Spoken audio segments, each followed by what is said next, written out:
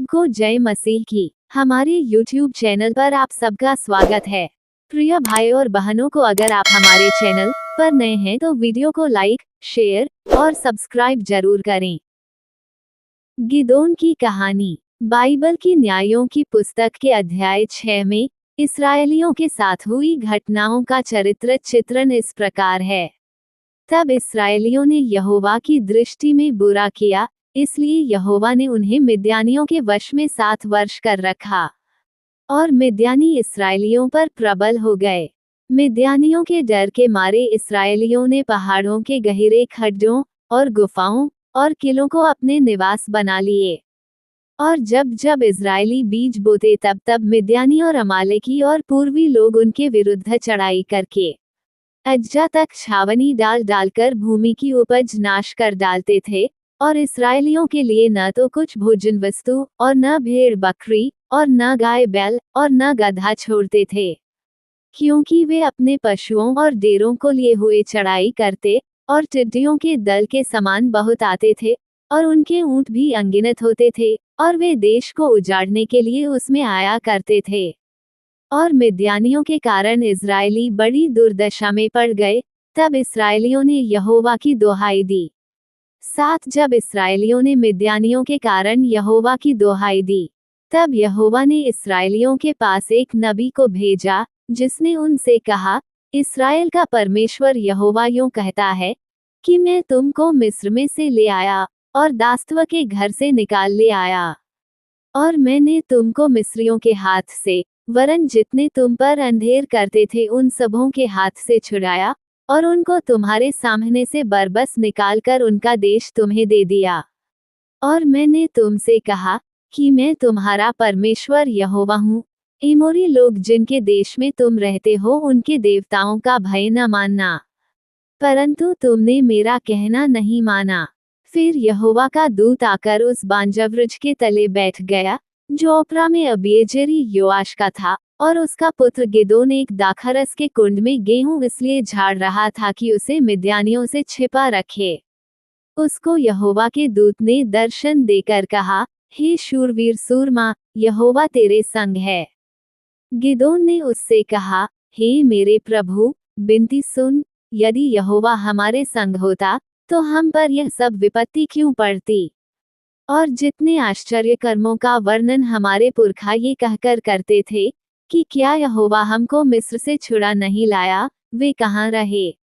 अब तो यहोवा ने हमको त्याग दिया और मिद्यानियों के हाथ कर दिया है। तब यहोवा ने उस पर दृष्टि करके कहा, अपनी इसी शक्ति पर जा और तू इस्राएलियों को मिद्यानियों के हाथ से छुड़ाएगा, क्या मैंने तुझे नहीं भेजा। उसने कहा, हे मेरे प्रभु, बिनती सुन, मैं इस्राएल को क्यों कर छुड़ाऊं। देख, मेरा कुल मनुष्य में सबसे कंगाल है, फिर मैं अपने पिता के घराने में सबसे छोटा हूँ। यहोवा ने उससे कहा, निश्चय मैं तेरे संग रहूंगा, सो तू मिद्यानियों को ऐसा मार लेगा जैसा एक मनुष्य को। गिदोन ने उससे कहा, यदि तेरा अनुग्रह मुझ पर हो तो मुझे इसका कोई चिन्ह दिखा कि तू ही मुझसे बातें कर रहा है। जब तक मैं तेरे पास फिर आकर अपनी भेंट निकाल कर तेरे सामने न रखूं, तब तक तू यहाँ से न जा। उसने कहा, मैं तेरे लौटने तक ठहरा रहूंगा। तब गिदोन ने जाकर बकरी का एक बच्चा और एक एपा मैदे की अख़मीरी रोटियां तैयार की। तब मांस को टोकरी में और जूस को तसले में रखकर बांजवृक्ष के तले उसके पास ले जाकर दिया। परमेश्वर के दूत ने उससे कहा, मांस और अख़मीरी रोटियों को लेकर इस चट्टान पर रख दे और जूस को उंडेल दे। उसने ऐसा ही किया। तब यहोवा के दूत ने अपने हाथ की लाठी को बढ़ाकर मांस और अख़मीरी रोटियों को छुआ, और चट्टान से आग निकली जिससे मांस और अख़मीरी रोटियां भस्म हो गई। तब यहोवा का दूत उसकी दृष्टि से अंतर्ध्यान हो गया। जब गिदोन ने जान लिया कि वह यहोवा का दूत था, तब गिदोन कहने लगा, हाय प्रभु यहोवा, मैंने तो यहोवा के दूत को साक्षात देखा है। यहोवा ने उससे कहा, तुझे शांति मिले, मत डर, तू न मरेगा। तब गिदोन ने वहां यहोवा की एक वेदी बनाकर उसका नाम यहोवा शालोम रखा। वह आज के दिन तक अबीएजेरियों के ओप्रा में बनी है।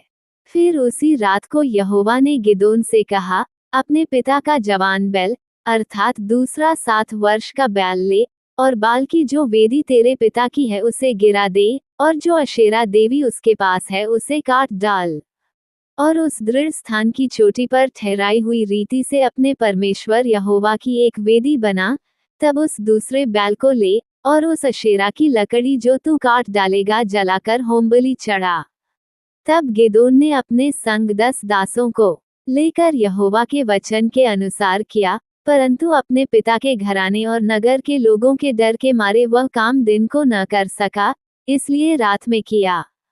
बिहान को नगर के लोग सवेरे उठकर क्या देखते हैं कि बाल की वेदी गिरी पड़ी है, और उसके पास की अशेरा कटी पड़ी है, और दूसरा बैल बनाई हुई वेदी पर चढ़ाया हुआ है। तब वे आपस में कहने लगे, ये काम किसने किया? और पूछपाछ और ढूंढ ढांड करके वे कहने लगे कि ये योआश के पुत्र गिदोन का काम है।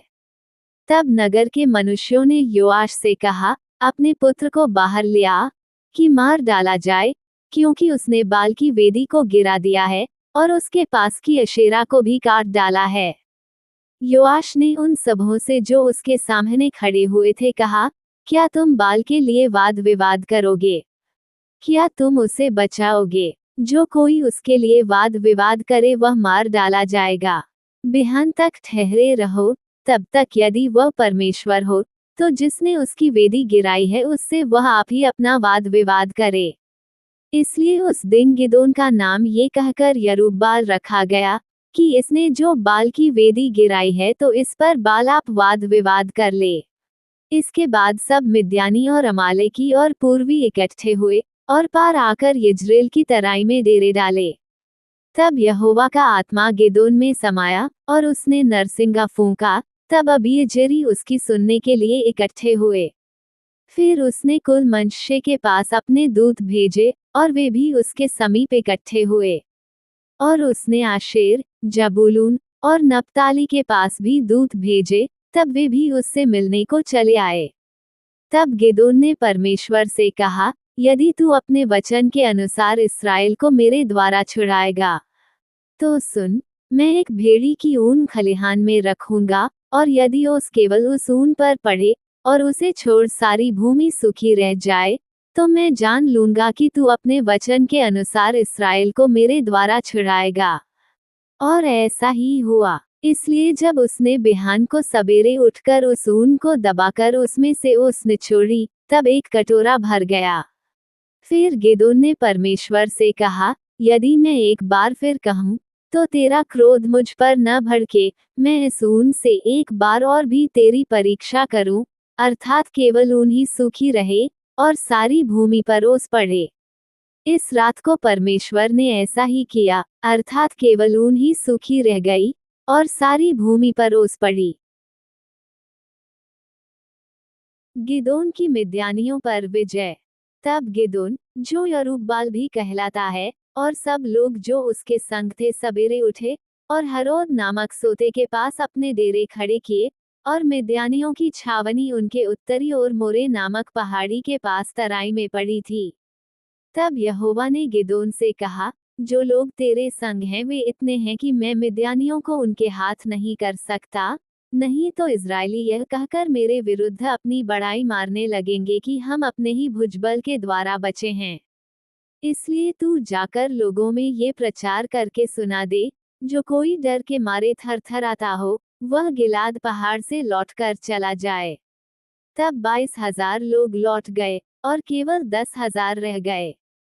फिर यहोवा ने गिदोन से कहा, अब भी लोग अधिक हैं, उन्हें सोते के पास नीचे ले चल, वहां मैं उन्हें तेरे लिए परखूंगा, और जिस जिसके विषय में मैं तुझसे कहूँ, ये तेरे संग चले, वो तो तेरे संग चले, और जिस जिसके विषय में मैं कहूँ, ये तेरे संग न जाए, वो न जाए। तब वो उनको सोते के पास नीचे ले गया। वहां यहोवा ने गिदोन से कहा, जितने कुत्ते के समान जीभ से पानी चपड़ चपड़ करके पिएन उनको अलग रख, और वैसा ही उन्हें भी जो घुटने टेक कर पिएन। जिन्होंने मुंह में हाथ लगा चपड़ चपड़ करके पानी पिया उनकी तो गिनती 300 ठहरी, और बाकी सब लोगों ने घुटने टेक कर पानी पिया। तब यहोवा ने गिदोन से कहा, इन 300 चपड़ चपड़ करके पीने वालों के द्वारा मैं तुमको छुड़ाऊंगा और मिद्यानियों को तेरे हाथ में कर दूंगा, और अन्य सब लोग अपने अपने स्थान को लौट जाएं।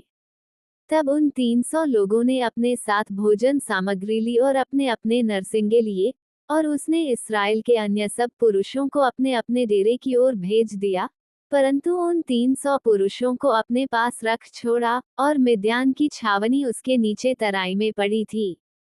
उसी रात यहोवा ने उससे कहा, उठ, छावनी पर चढ़ाई कर, क्योंकि मैं उसे तेरे हाथ कर देता हूँ। परंतु यदि तू चढ़ाई करते डरता हो, तो अपने सेवक फूरा को संग लेकर छावनी के पास जाकर सुन कि वे क्या कह रहे हैं, उसके बाद तुझे उस छावनी पर चढ़ाई करने का साहस होगा। तब वो अपने सेवक फूरा को संग ले उन हथियारबंदों के पास जो छावनी के छोर पर थे उतर गया। मिद्यानी और अमालेकी और सब पूर्वी लोग तो टिड्डियों के समान बहुत से तराई में फैले पड़े थे, और उनके ऊंट समुद्र तट की बालू के किनकों के समान गिनती से बाहर थे। जब गिदोन वहां आया, तब एक जन अपने किसी संगी से अपना स्वप्न यूं कह रहा था, सुन, मैंने स्वप्न में क्या देखा है कि जौ की एक रोटी लुढ़कते लुढ़कते मिद्यान की छावनी में आई, और डेरे को ऐसा टक्कर मारा कि वह गिर गया, और उसको ऐसा उलट दिया कि डेरा गिरा पड़ा रहा। उसके संगी ने उत्तर दिया, ये योआश के पुत्र गिदोन नामक एक इज़राइली पुरुष की तलवार को छोड़ कुछ नहीं है, उसी के हाथ में परमेश्वर ने मिद्यान को सारी छावनी समेत कर दिया है। उस स्वप्न का वर्णन और फल सुनकर गिदोन ने दंडवत किया, और इस्राएल की छावनी में लौटकर कहा, उठो, यहोवा ने मिद्यानी सेना को तुम्हारे वश में कर दिया है। तब उसने उन 300 पुरुषों के 3 झुंड किए, और एक एक पुरुष के हाथ में एक नरसिंगा और खाली घड़ा दिया, और घड़ों के भीतर एक मशाल थी। फिर उसने उनसे कहा, मुझे देखो, और वैसा ही करो। सुनो, जब मैं उस छावनी के छोर पर पहुंचूं, तब जैसा मैं करूं वैसा ही तुम भी करना। अर्थात जब मैं और मेरे सब संगी नरसिंगा फूंके, तब तुम भी छावनी के चारों ओर नरसिंगे फूंकना, और ललकारना, यहोवा की और गिदोन की तलवार। बीच वाले पहर के आरंभ में ज्यों ही पहरुओं की बदली हो गई थी, त्यों ही गिदोन अपने संग के 100 पुरुषों समेत छावनी के छोर पर गया, और नरसिंगे को फूंक दिया और अपने हाथ के घड़ों को तोड़ डाला। तब तीनों झुंडों ने नरसिंगों को फूंका और घड़ों को तोड़ डाला, और अपने अपने बाएं हाथ में मशाल और दाहिने हाथ में फूंकने को नरसिंगा लिए हुए चिल्ला उठे, यहोवा की तलवार और गिदोन की तलवार। तब वे छावनी के चारों ओर अपने अपने स्थान पर खड़े रहे, और सब सेना के लोग दौड़ने लगे, और उन्होंने चिल्ला चिल्ला कर उन्हें भगा दिया। और उन्होंने 300 नरसिंगों को फूंका, और यहोवा ने एक एक पुरुष की तलवार उसके संगी पर और सब सेना पर चलवाई, तो सेना के लोग सरेरा की ओर बेतशित्ता तक और तब्बात के पास के आबेल महोला तक भाग गए। तब इज़राइली पुरुष नप्ताली और आशेर और मनश्शे के सारे देश से इकट्ठे होकर मिद्यानियों के पीछे पड़े। और गिदोन ने एप्रैम के सब पहाड़ी देश में ये कहने को दूत भेज दिए, मिद्यानियों से मुठभेड़ करने को चले आओ, और यरदन नदी के घाटों को बेतबारा तक उनसे पहले अपने वश में कर लो। तब सब एप्रैमी पुरुषों ने इकट्ठे होकर यरदन नदी को बेतबारा तक अपने वश में कर लिया। और उन्होंने ओरेब और जेब नामक मिद्यान के 2 हाकिमों को पकड़ा, और ओरेब को ओरेब नामक चट्टान पर, और जेब को जेब नामक दाखरस के कुंड पर घात किया, और वे मिद्यानियों के पीछे पड़े, और ओरेब और जेब के सिर यरदन के पार गिदोन के पास ले गए।